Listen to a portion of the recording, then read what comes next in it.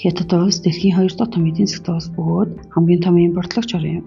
Гэхдээ 40 жилийн өмнө ядуу хөдөө аж ахуй голсон дор хаяж нийт хүн амынх нь 30% нь ядууртай улс байсан.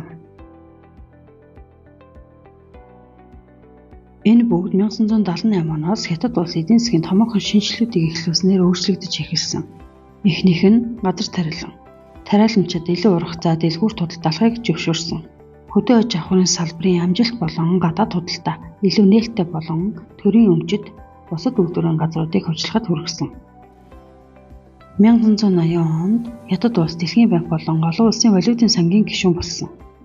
Мөн тэр ондоо гадаадын шууд хөрөнгө оруулалтыг дэмжих зорилгоор эдийн засгийн 4 тусгай бүсийг байгуулжээ. Эдийн засаг гадаад ертөнцид нээлттэй болохын хэрээр компаниуд Хятад улс руу олноор ирж үйлдвэр барин хямд ажиллах хүчийг ашиглаж эхэлсэн. 1990 онд Шанхай болон Шинжээний хөрөнгийн биржийг дахин нээсэн. Дараагийн 10 жилд эдийн засгийн өсөлт эрчимжиж жилд дунджаар 10% хүрсэн.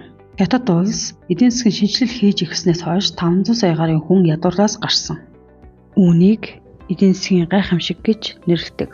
Өнөөдөр дэлхийн эдийн засаг Хятадаас ихээхэн хамралтай болсон байна.